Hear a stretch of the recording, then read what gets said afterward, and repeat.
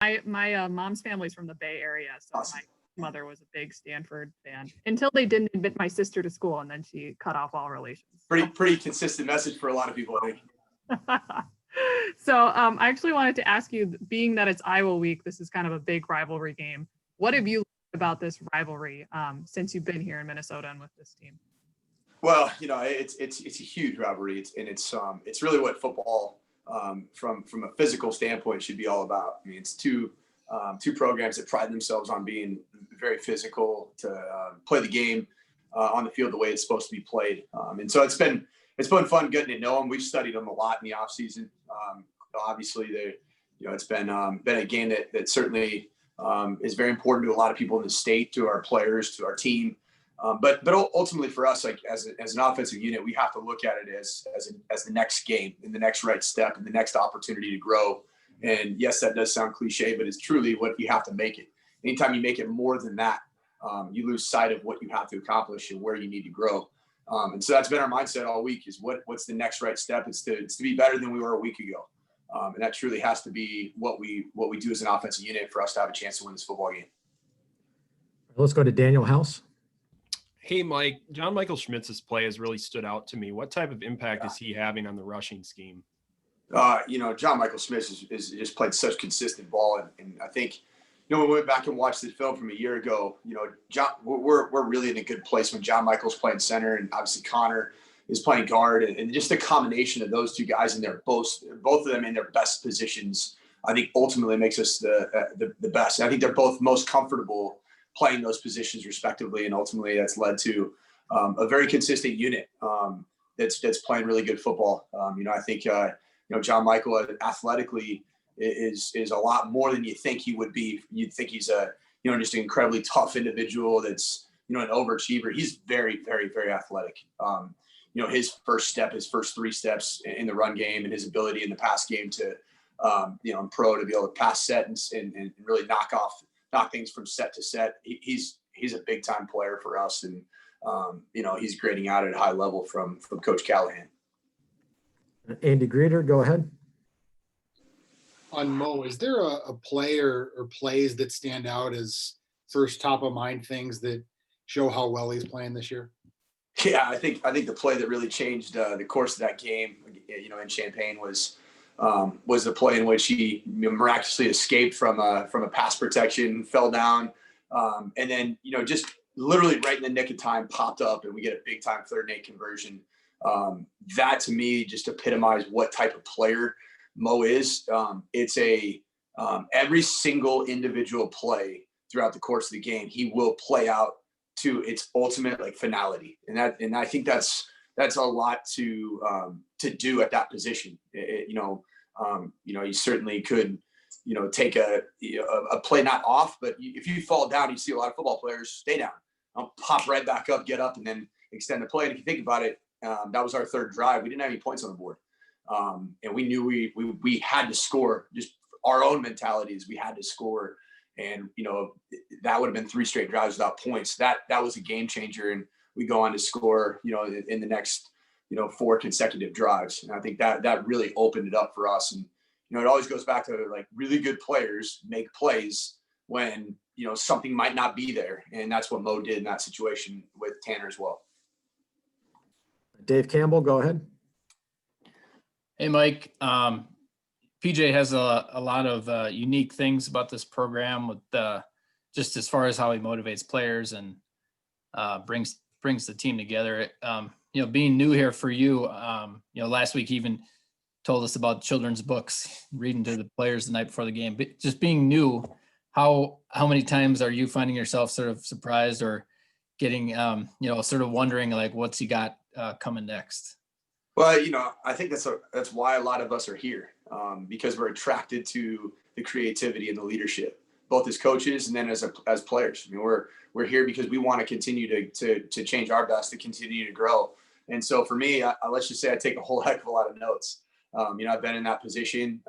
Certainly at times I probably did some things very uniquely, but the way that he leads this program and the way that we have the opportunity to benefit from the leadership and the direction and the vision for this program and how uniquely we get to that, that ultimate goal is what is so alluring for me personally, and a lot of us as coaches, all of us as coaches on the staff and our players.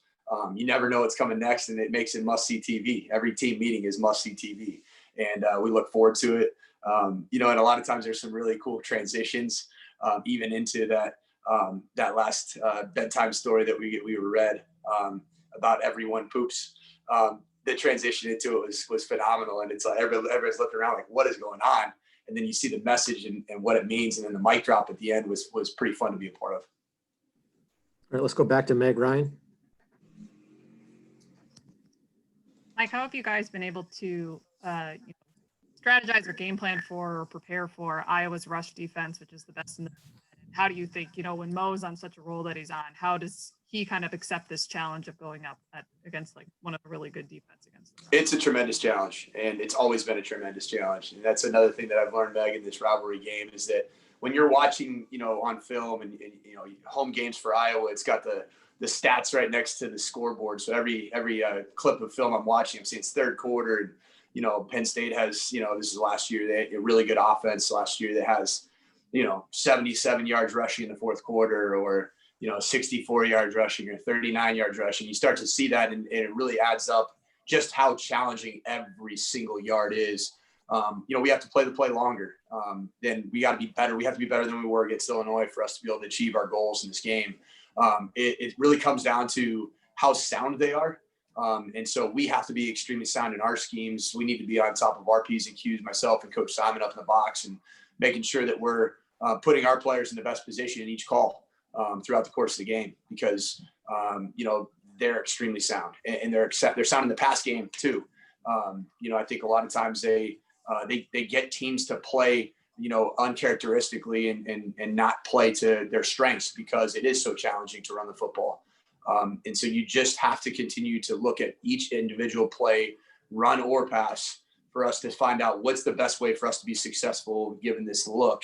And we have to get in the right place, and we got to go execute them up front and on the perimeter, because it is a tremendous challenge. This is not going to be you show up, you call what you want to call, and 618 yards of offense. It's Iowa football. It doesn't happen. I look back at it. I think Iowa hasn't given up 38 points in, I believe, in 5 years. I think it was sometime in 2016 when Penn State had Saquon Barkley.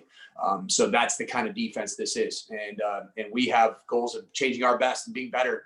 And that's not necessarily by score, but just in terms of how we play and how we execute. And that's going to be our goal this week, is to be executing at a higher level this week than we did a week ago. Let's go to Andy Greeter. Rashad's been targeted with like 40% of Tanner's targets here this year. I know it was a little bit more even in the first week. Is that a number that you're okay with because he is getting the ball, he is being productive, or do you want to see a little bit more balance or distribution there? Well, I think the thing is important in training a quarterback. My belief is that, it's all about obviously, who your playmakers are, and you got to get the ball to your playmakers. But there's also a component to it of there's a personnel side of things, but there's also training of the quarterback. And so, it's not like we call the play that's, it's called throw to Rashad this play. That's not what we do. But, there is a comfort level, and there is we've seen a lot of man coverage, and, if you're going to play it intelligently, like against Illinois, if they're not going to play any form of zone coverage, they're not going to play any type of bracket coverage over Rashad, why not take advantage of the most talented wide receiver, maybe in college football, in man-to-man coverage situations? Now you rewind to the Maryland game. Maryland played a ton of bracket coverage. They had a Rashad plan. Look who got their fair share of opportunities. That was Chris Ottman-Bell. And Chris always has to be a major part of what we do. And he's got to capitalize on those opportunities as well, which he did, certainly in the Maryland game. But that's a huge part of it. Is there's a personnel side, but then there's a schematic side in which we got to train our quarterback to see things from a progression standpoint. And part of the progression can be knowing your personnel relative to the defensive personnel. And I think Tanner did a really good job last week of that, and really the week before as well, in terms of knowing that there was a plan for Rashad. Okay, here's our other options, and Chris was a huge part of that. We'll take two more. We'll go to Eric Strack. Eric, go ahead. Kind of speaking to that point, Mike, do you kind of Tanner and Rashad came in with high expectations from across the nation, across the Big Ten for sure. Now we're seeing a lot more from Mo. Are you expecting to see defenses start to bring more guys into the box in general and give Tanner and Rashad and wide receivers in your offense more opportunities in the pass game? Yeah, I think that each game's going to take on its own lifeblood, and that's the thing. It's really unique and interesting. And, I think that you're right. I mean, obviously, Mo's going to be a huge part of what people do in trying to, to stop what we do offensively.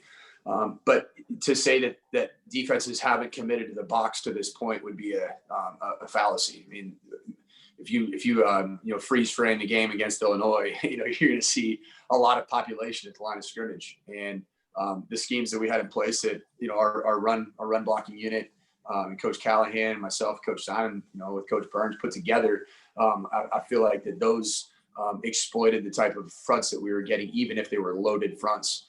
Still attempted 27 passes. We got to continue to improve in our efficiency in throwing the ball down the field and continue to improve in that area. I think we did have a nice balance in the last game. We got to continue. We got to find ways to score from depth. I certainly, the time of possession is critical, but we've got to be able to score in 40-yard plus type of situations. That's going to be critical for us as we continue to move forward with the daunting schedule. The last question goes to for Coach Sanford, goes to Daniel House. Hey, Mike, what is the benefit of calling plays upstairs versus being on the field? Well, for me, I've gone back and forth. In fact, a year ago at Utah State, I went from upstairs to downstairs mid-season. I think it's really important to always find out just kind of what your situation is. The benefit of being downstairs is you have a chance to look your offensive players in the eye. You can monitor the energy level. You can look inside their souls, if you will, and see when the right words are needed. And the downside of being down on the field is that you're not like in a safe environment to be able to make all the adjustments that you need to make, to be able to write everything down that you need to write. And what I found here is there's never going to be a lack of energy with who our head coach is. There's no need to come down on the field and motivate and inspire on game day, because we have so much energy with how our culture operates from a regular basis. What's been such a benefit for me in being up in the box is me and Matt Simon and I sitting literally right next to each other. I think that our communication with each other during the game, making adjustments, finding ways to exploit defenses has grown every single week. So the two of us next to each other, and then we're getting great information from down on the field from Coach Callahan, Coach Burns. And one thing that's been incredibly powerful has been the information we're getting from the players. From the players to Coach Patterson, which would be the receivers, tight ends, and the quarterbacks. And then, the run unit, we're getting great information to Coach Callahan from the offensive line and the running backs and Coach Burns. So I love where we're at from a communication perspective. And I think there's a lot of benefits to being upstairs, myself and Matt, and be able to see the looks that we need to see and make the adjustments. We've made a lot of in-game adjustments. Some of it has been very minor to the naked eye, but certainly have been able to make a lot of in-game adjustments. I think that's really helped us in the run game, and the information coming from Coach Callie and the O-line has been very, very good. All right, Coach Sanford, thank you very much. We appreciate your time. Thank you. I'll be there in a moment to get that out of your office, and everyone else to stay on the Zoom. And Get on out of here, Paul. We'll have Coach Rossi in here in a moment.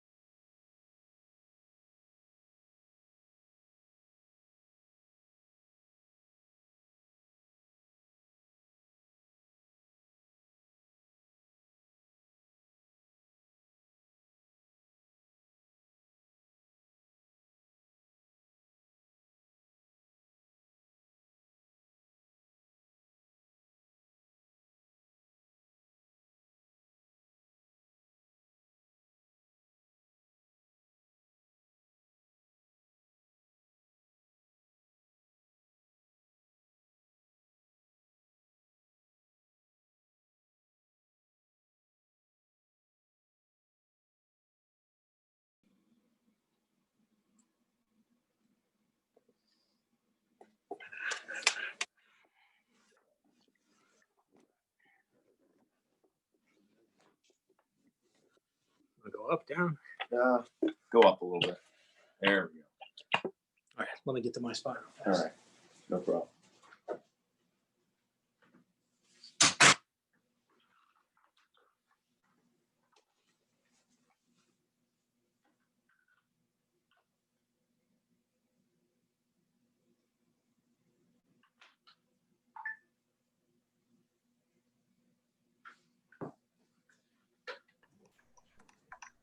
All right, as you can see, we have Coach Rossi here. We'll go to Meg Ryan for the first question. Meg, go ahead. Hi, Joe. It's good to see you. Missed you last week. I appreciate it. Good to see you too, Meg. Awesome. Well, curious if you could share a little bit your experience with, when did you test positive and how did you kind of go through the protocol and like how you're feeling now? If you could kind of share what that was like for you last week. Yeah, went through, it was the Sunday after Maryland, tested positive. And so then just kind of went through the whole protocol, immediately left, went home and started quarantining. Everything was kind of already set up and in place and how it would be handled. So just spent the last 10 days at home and was able to work remotely. So it was an experience that, everyone, a lot of people in the country have had to go through an experience, but it was fine.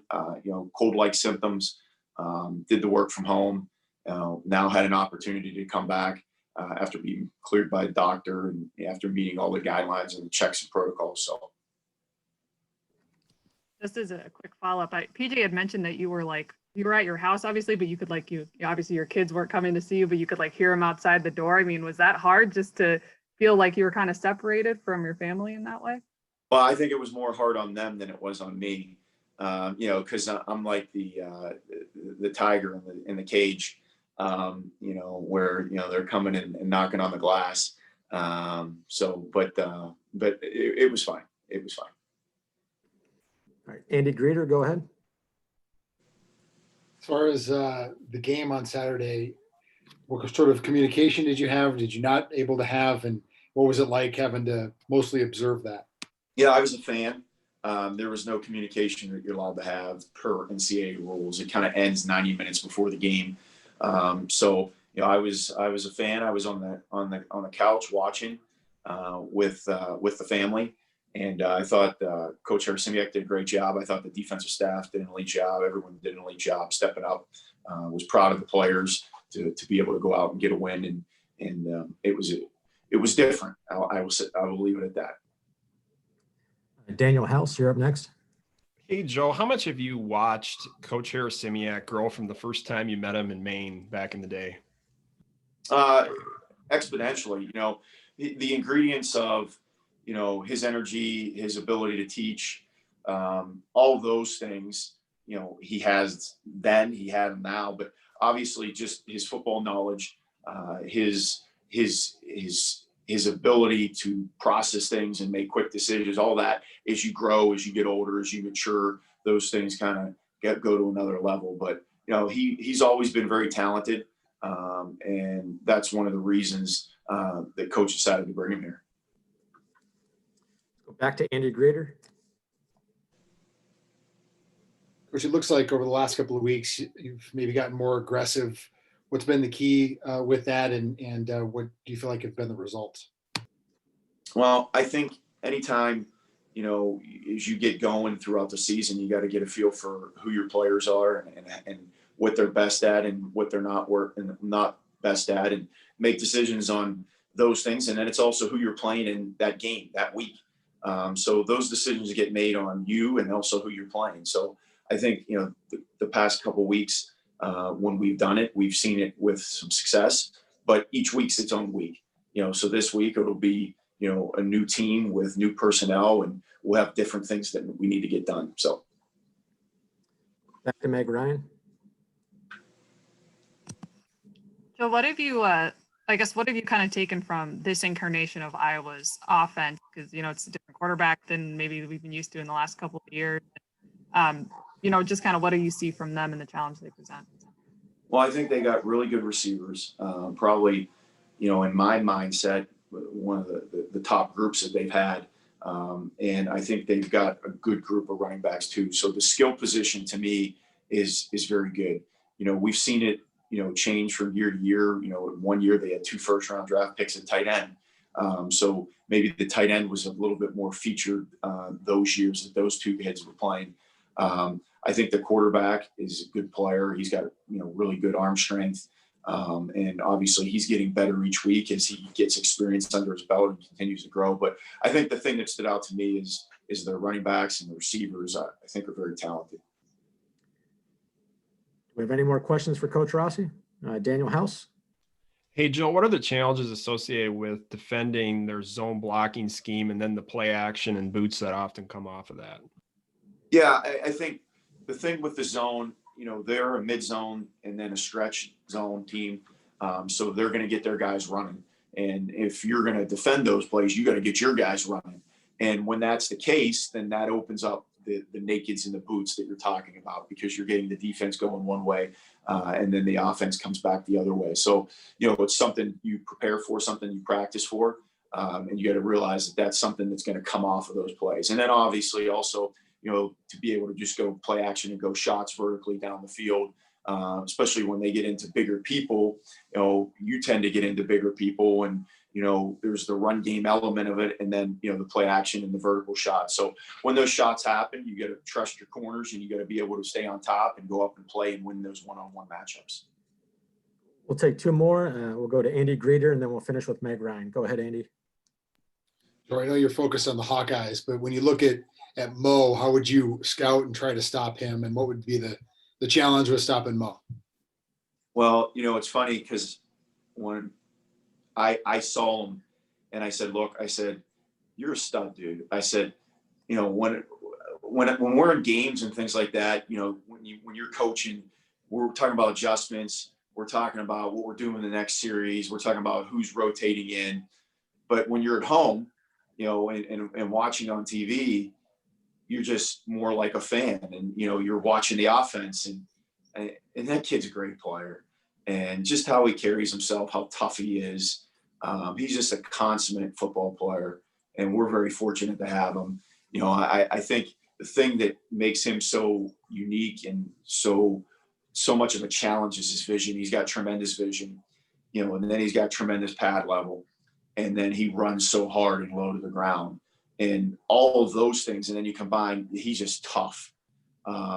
That's why he is who he is. And that's why, he's successful as he is. So, I think the biggest thing for defending him is you're going to hit him before he gets going. Because once he gets going and gets in the hole, he's hard to bring down for anything less than 2 or 3 yards.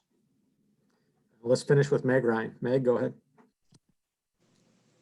Joe, I have one more question about the COVID-19 experience. I guess I'm kind of curious when you're looking at other, football teams. Obviously, there's been games canceled. People have had to stop their practices. Like you just look at what happened at Wisconsin and how one case multiplied there.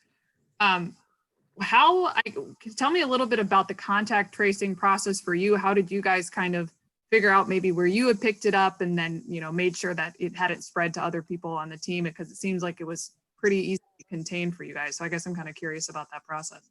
Well, I think our process is pretty easy just because of what the Big Ten process is the fact that everyone's getting tested every day. It limits some of the issues maybe that the conferences who don't have the everyday testing and things kind of get out of control and explode. And, I think the Big Ten, the perspective that they have of the additional time when they put their whole process together, I think that I know we have had some games canceled, but I think the reason we've had the success that we've had is because people are getting tested every single day. And if someone does have it, they're removed immediately, like I was, and they limit the opportunity for them to contact someone else. When you're not getting tested every day, if we weren't getting tested and I had tested positive, hey, but it might have been 3 days before I had my last test, I could have been passing it on to other people. So I just think what the Big Ten has done is limited it for us in our league. And I think the things that we have in place here at Minnesota have been done at elite level with Coach Fleck and Director Coyle and everyone through to make sure that we're isolating those situations as much as possible. Coach, thank you very much for your time. We greatly appreciate it. No problem. Thank you. Good to see everyone.